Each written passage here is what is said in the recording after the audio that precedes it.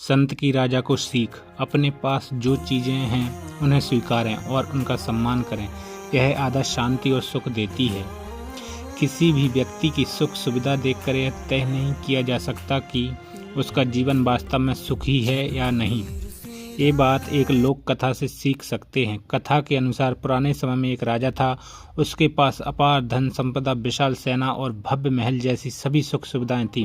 राजा अपनी संपत्ति और शक्ति पर बहुत घमंड करता था।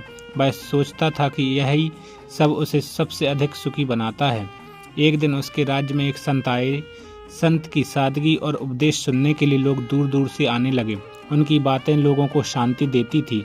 जब राजा को यह बात पता चली तो उसने संत को अपने महल में आमंत्रित किया। राजा ने संत का पूरे आदर सत्कार के साथ स्वागत किया और उनके लिए भोजन की व्यवस्था की।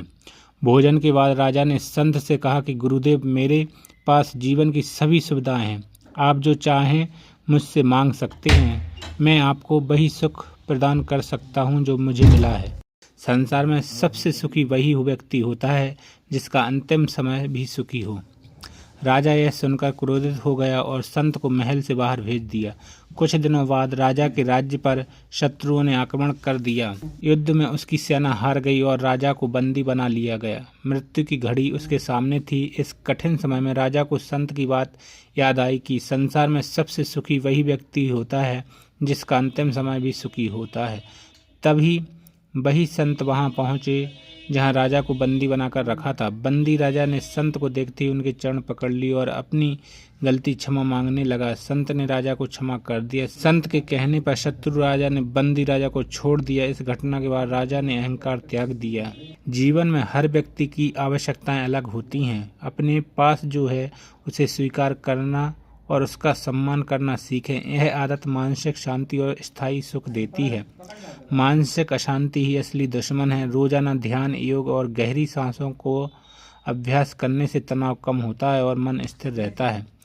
पैसा, संपत्ति और प्रतिष्ठा जरूरी हो सकते हैं, लेकिन केवल इन्हीं पर जीवन का सुख निर्भर नहीं करता। इसलिए इन्हें सिर्फ साधन माने, लक्ष्य नहीं।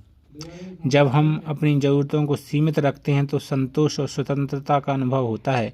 इसलिए अपनी ज़रूरतों को सीमित रखें, तभी जीवन में सुख शांति मिल सकती है। परिस्थितियों के अनुसार अपने स्वभाव में लचीलापन बनाए रखें। कठिनाइयों को सीखने का अवसर समझें, न केवल कि संकट।